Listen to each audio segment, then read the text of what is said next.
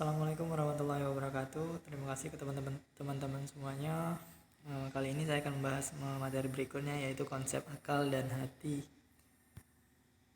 Oke, di sini ada kata akal atau pengertian daripada akal.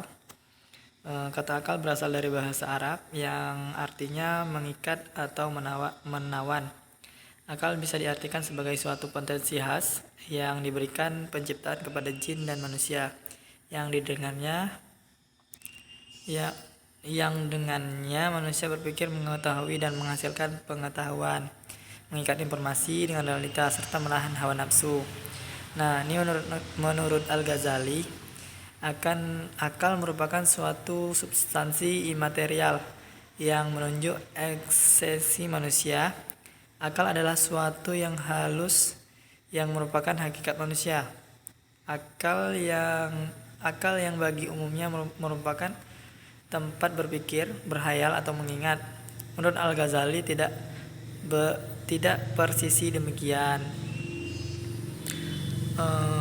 Dalam menjelaskan tentang konsep akal, Al-Ghazali membedakan antara substansi dan daya.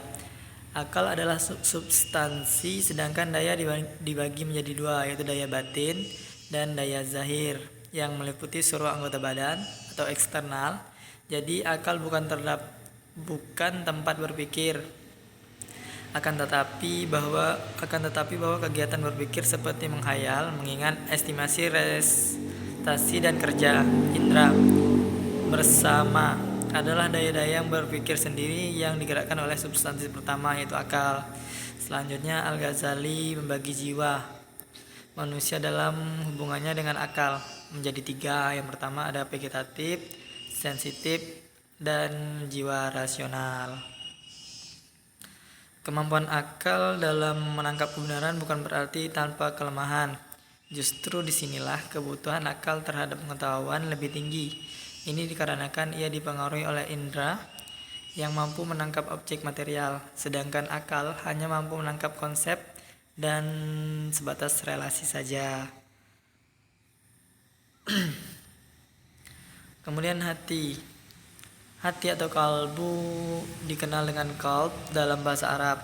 Penggunaan istilah hati ini terkesan tumpang tindih dengan istilah jantung, karena dalam bahasa Inggris istilah qalb atau lazimnya diterjemahkan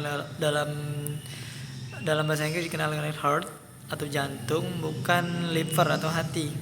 Qalb berasal dari kata qalbah atau kalbu yang berarti berubah, berpindah, dan berbalik.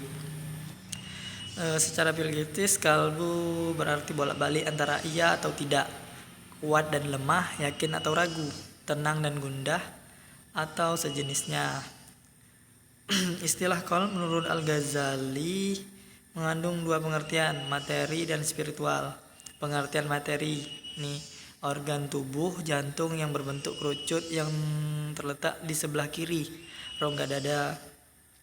Dan pengertian spiritual adalah hakikat manusia yang harus mengenali, mengetahui, dan diajak berbicara, yang dituntut dan diberi pahala dan disiksa. Makna kalb